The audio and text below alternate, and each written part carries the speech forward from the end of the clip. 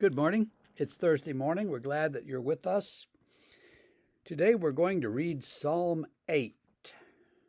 O Lord, our Lord, how majestic is your name in all the earth. You have set your glory above the heavens. Out of the mouths of babies and infants you have established strength because of your foes, to still the enemy and the avenger.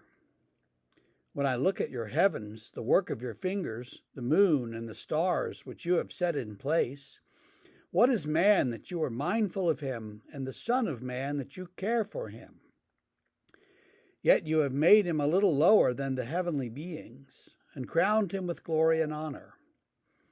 You have given him dominion over the works of your hands. You have put all things under his feet, all sheep and oxen, and also the beasts of the field, the birds of the heavens, the fish of the sea, whatever passes along the paths of the sea.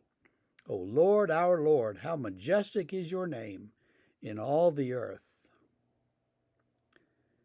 This is one of those more familiar psalms, I think, and it reminds me of that internet thing. Maybe you've seen it, where you're looking at your location, that your computer knows where you are, and then you scroll a little bit and you see like your county, and then your state, and then the United States, and then the hemisphere, and then the earth, and then the solar system, and then the galaxy, and then I don't know what's next, something, and then the universe. And so you see how small we are compared to the vast universe. And yet God cares for us. Who are we that you're mindful of us, O God? And who is the Son of Man, that our children, that you're mindful of them? You've made us a little lower than the angels, and you've come to earth incarnate in Jesus and redeemed us. And that's a spectacular thing to think about. So God's name is holy and majestic, and God will wipe out all of his enemies and presumably our enemies.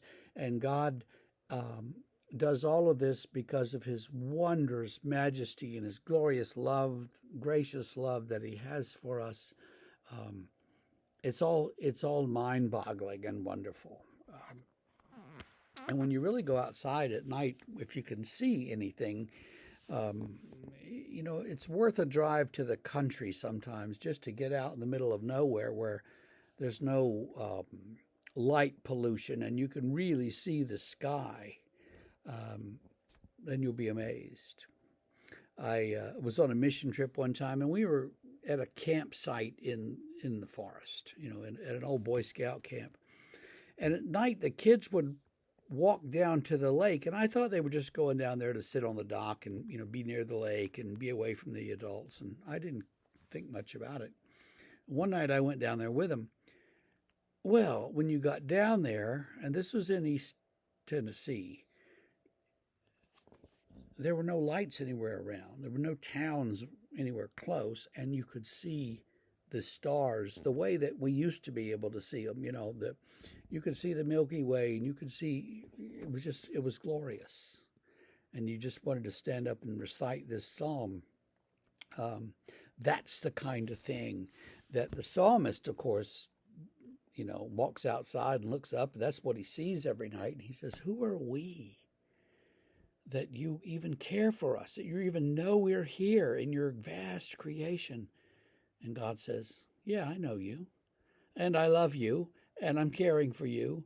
And our little problems, God takes seriously. And that's something to grab a hold of and hold on to, think about, pray about.